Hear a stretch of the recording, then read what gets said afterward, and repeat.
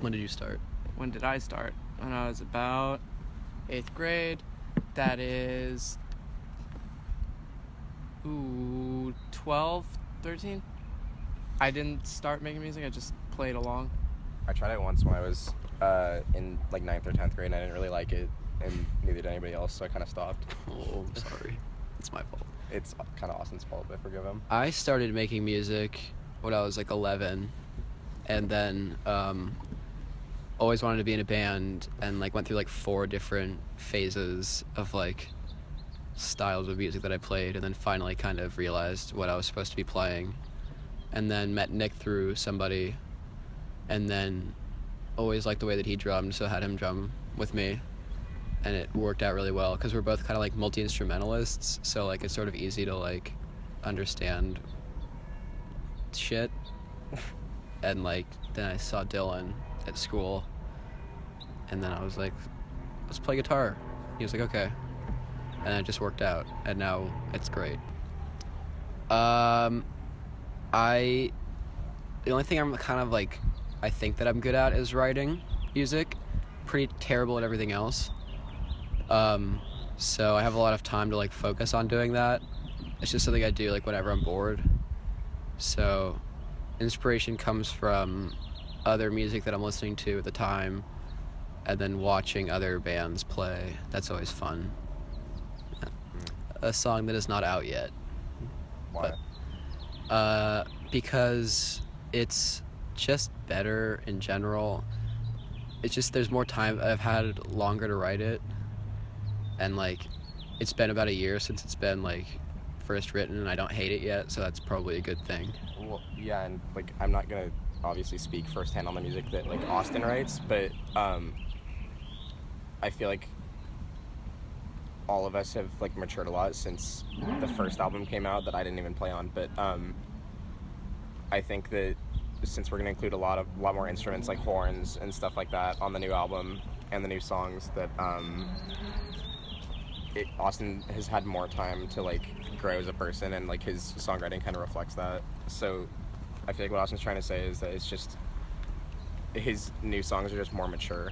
Like you can tell when complex. you can tell when somebody hasn't had a lot of time, or like they're just going for a certain sound. Like every album that we've had so far, those two, you can kind of tell that I've just been going for like a very specific sound and like kind of like missed it every single time.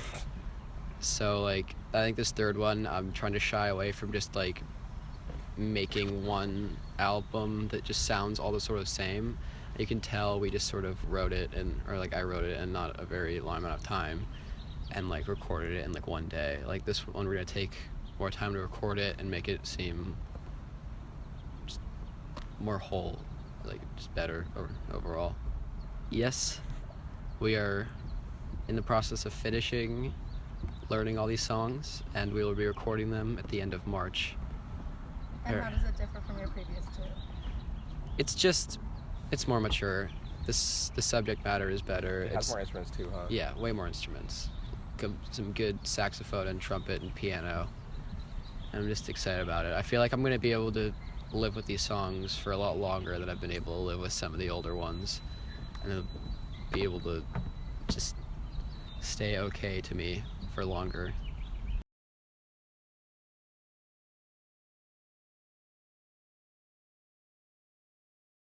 Kid A, This Is Happening,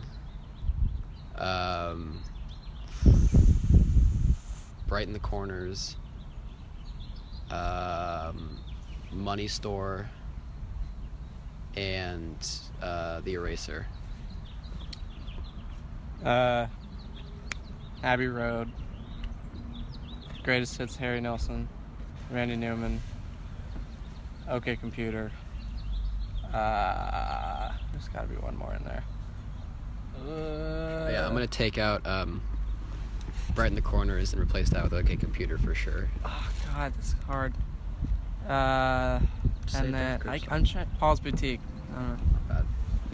I would probably have to go with the collection, the John Mouse Collection of Rarities album.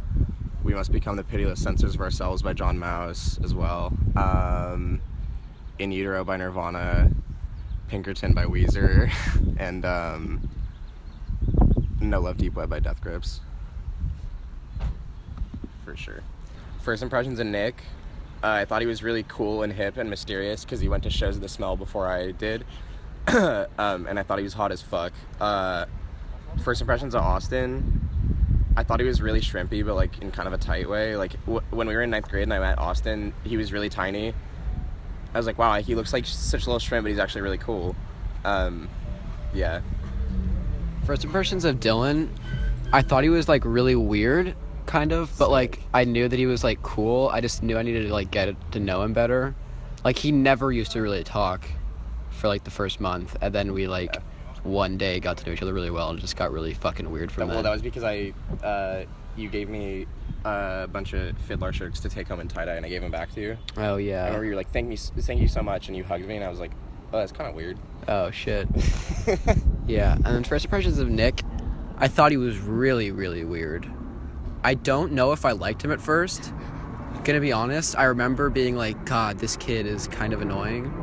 Only because I knew him. I was first introduced to him in an environment that was really fucking weird. And like, I didn't talk to him. Like, I kind of knew him, and I was like, yeah, let's wait for this plane to fall back. It's kind of cold. Yeah. Didn't like Nick very much, but I didn't know why I didn't. I was just kind of like, this kid is like fine. And then I didn't talk to him for like a year, and then like I played a show with him, and I was like, Jesus Christ, this guy's really fucking good at drums. And then I was like, I'll hang out with him more, and then we started doing more things together, and then I was like, all right, he's chill. And now he's Nick. I sort of want to say Dylan's first impersonation first, or whatever the fuck it's called. For Dylan's first impression, I met him at a Fiddler show. Yeah. And I thought he was like alright. I didn't like know him yet, and then I went home and like I think like Austin asked me like, what do you think of Dylan? And I was just like, he has a cliff face, and I called him a cliff face, and because it's like it was just the weirdest thing ever. I've been held against that until now, and I thought he was a chiller, but like now he's. You just thought he had a fucked up face. I thought he had a fucked up face. That was my first impression. That's about it. And then fucked up haircut. Exactly. First impression of Austin, I was like, I'm actually really curious. there was just this weird air when he came in. It was just like he's just like this really skinny hot dog with like style, but he's like looks 6. That's about it. Now he looks like 20. Austin was a hot dog for Halloween 3 years in a row. Exactly. Because Right? he is a hot dog. I have a story about that. I used to go to Hamilton High School, and a lot of the kids there didn't really like me. And on Halloween, I didn't understand like what the process was. So like I was like, I don't know if nobody dressed up or everybody dressed up. And for some reason, I was like, you know what? I'm like 5'4" and like 80 pounds. I'm just gonna fucking dress up as a hot dog. And got out of the car, and it did not go over well. I took the hot dog costume off as fast as I could and had to like run inside with it in my arm, and everybody was just fucking staring at me. And I was wearing red socks, and somebody behind me was like, damn, you look stupid with those red socks. And I was like, that was a bad day. Some good pictures though. Oh shit. Oh my god. This is gonna be great, but let me think about this for a minute. Fire extinguisher. It's not the best. I mean, No, we've it's like one of those nights. Yeah, we used to have these nights when we were like a little bit younger, when we were like 16, where we would just like go out like really late We were like and 15. like really Something like that. shit, Started when we were and like we would steal like fire extinguishers and like go into like elementary schools and like just like blast them off and like break glass. I never stole one. though. I stole one. I I stole was records. I stole never plenty. touched them. I was a fucking asshole. I'm such a dick. I used to like steal them, like spray them all over the school, and like the school used to have these like lights that would go like the ceiling lights, and I used to take them and just smash them. Let's do this. Who would your dream band be? To be in. No, like Like you could make a you could band. like make up a Oh. band. Oh. Should I answer first? Nick, you can go. You go. Any type of thing. Alright. Johnny Greenwood on the guitar. Probably. I don't know. Zach Hill would be super annoying on drums. He like wouldn't shut up and he'd just be annoying as fuck. Actually, I don't have. This is literally like not gonna be that guy. This is my dream band, but like I'm completely content with this, and I can't think of anything else that I'd rather have. You know what I'm saying? Like this is like I'm down. Like I'm down as fuck with this. I guess I agree. Yeah. Like why would I need another band? Like what the fuck? Like if I could write. If I had to choose, I'd just probably add Frankie Flowers to it. Yeah. I'd probably have Frankie Flowers play the skin flute.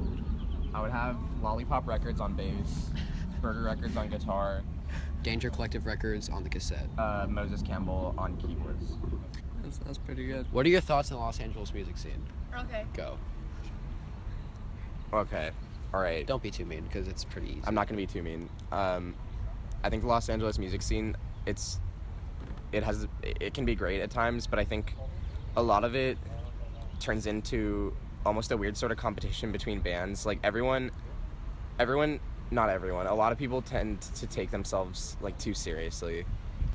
I would say there's a lot of piggybacking, but like unconsciously.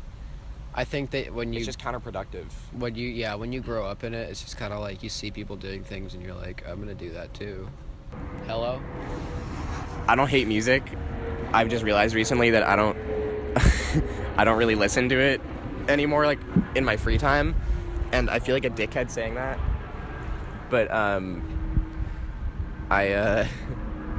yeah, Going off the deep end. I'm going off the deep end. My thoughts on the Los Angeles music scene. Better than it was 3 years ago. Not the same as it is anywhere else.